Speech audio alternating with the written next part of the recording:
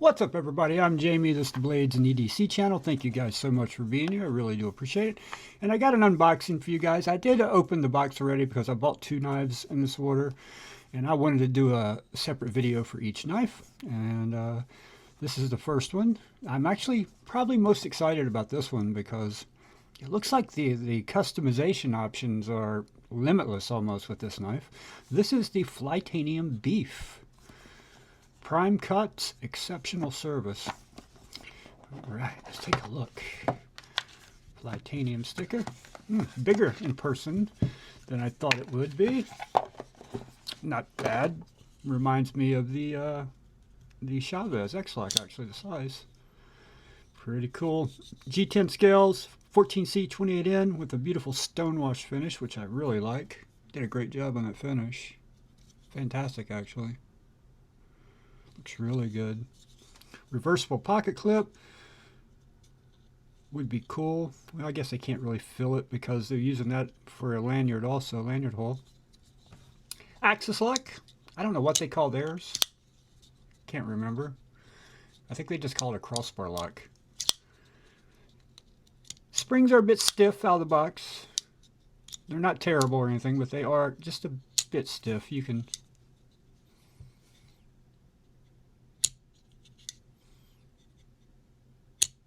see how that sucks in. Show you something else, a different one. Actually, we'll use the X-Lock. It was stiff out of the box also, not as stiff, not quite as stiff as this. And over time, it's just, I oiled this thing. This is D2. I never wiped the oil off. Bear with me. But yeah. The stiffness I'm talking about is pulling back the tabs. Generally, that causes a hard close also. This one's, as I've used it, it's gotten much better. This one's brand new, so it will break in also. But one thing I also want to point out is their Axis lock tabs are not the most comfortable. They look extremely similar. No, they're not similar. See how the X-Lock here, the Chavez, has, zoom camera, multiple rings. It steps down like a pyramid. There's 1, 2, 3, 4. It makes it very comfortable in hand. This one here is just 2, and they're not terrible, don't get me wrong, but they could be done better in my personal opinion. Ergonomics, I knew it's going to be good with this little ramp up right here with the jimping when I saw it in the pictures. Yeah, very comfortable in hand, extremely comfortable. More of a hard use knife in my opinion. Thick blade stock, beefy feel to it. It's probably close to 4 ounces if I had to guess. I'll tell you exactly what they claim it to be. Actually 4.59 ounces, so a little over 4.5 ounces. Beefy knife. Feels good though, feels good in hand.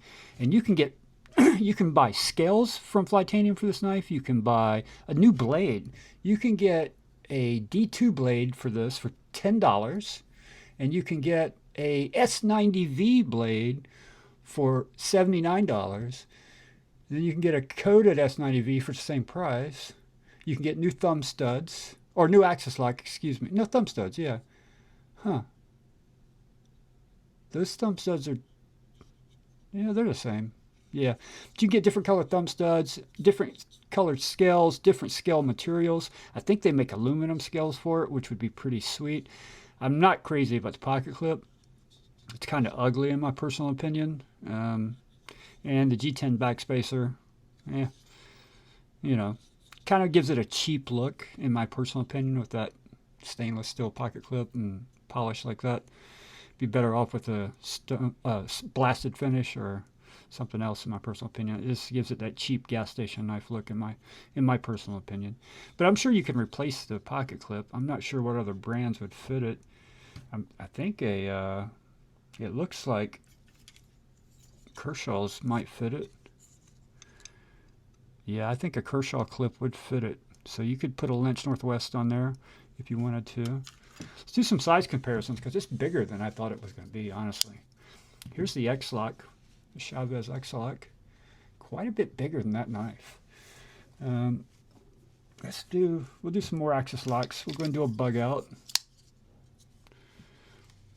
Again, not just longer, but thicker, much thicker than both. It's a beefy knife. This is not your lightweight EDC, you know what I mean? This is a beefy, hard use knife. You could beat the crap out of this knife and you're going to be good. Pretty thick. I like them thick though. Well, not really. Not my knives anyway. But let's do a couple more here. Here's the Kershaw Bel Air. It's going to be much bigger. And it's going to be even bigger, much, much bigger than the next one. You know, line those pivots up. Blade length's not that much longer. The handle length on this is really long. Really long handle length. I get those pivots lined up. Yeah, but I guess it's about even. Here's the Mini Iridium by Kershaw.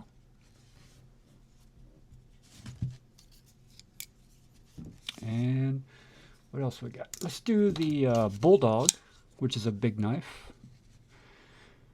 It's quite a bit bigger than the Bulldog, lengthwise anyway. Probably got an inch on it. And here is the Mini Bulldog. Makes it look like a toy. And let's do some that aren't axis locks that everybody will recognize. Spyderco Pair 3. Spyderco Paramilitary 2. It's going to be close to the Paramilitary 2. Yeah. Paramilitary 2 is a little bit longer than it. I'd say probably overall 1/4 of an inch to a 1/2 inch longer. Another one out. 15V, another one I oiled up and I haven't wiped off yet.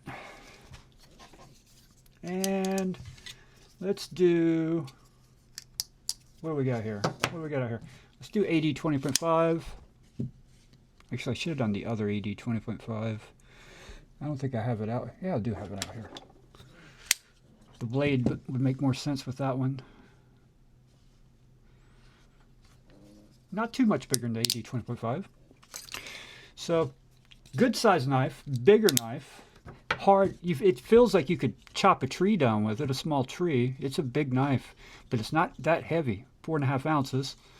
And you can customize it any way you want, which is pretty awesome. I'm surprised more companies haven't thought of doing something like this, but Flytanium is a company that makes, you know, parts for knives. As they should sponsor me, honestly. All Flytanium hardware, pocket clip, scales, backspacer, all Flytanium. All Flytanium scales, hardware, backspacer, titanium backspacer in black. All Flytanium hardware, pocket clip, lanyard hole, standoff, pocket, and hardware, and scales. All Flytanium.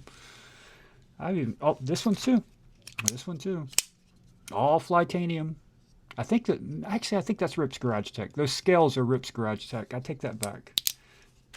But there's Flytanium crap laying around here everywhere. I've got scales I haven't ever even installed yet. I buy the scales when they're on sale before I even own the knife they go to. Then I look for the knife I want to build. So, yeah, I'm a big fan of Flytanium. I like this knife, and I will, this is going to become a user for me. A user at work because of how beefy it is. But I would love to see them scale this down a little bit and do a mini beef. Maybe call it the chicken. Flytanium tender, chicken tender maybe, something like that. Because it's very comfortable in hand. It feels really good. One thing I will say is the sharpening choil is not done very well. You're not going to get but a couple of sharpenings out of that before you start to get a smile there. The plunge grind, I should say, is not the best. But again, this is a budget knife. So, although 14C28N, and where's the one? You can buy this one, $19, 14C28N. This is the Flissa FL2450. Blade links are almost the same, but look how much longer the handle is. So this is $19 on Amazon at the moment, which is amazing. All right, guys, that's going to wrap it up. Comment below. This knife has been out for a while. I've been looking to get one, and finally the color combination I wanted I found in stock, so I pulled the trigger on it. And comment below. Have you guys gotten one of these? Have you customized it? What scales did you use? Did you get a new blade for it? Do you just have a, blade for work and then one for play? You know what I mean? You don't take your D2 blade to work and beat the crap out of it, and if you want to swap over for something nicer, throw the S90V blade on there. Just curious how everyone is using these and what you think of it. Thanks so much for watching, and I'll see you guys on the next video.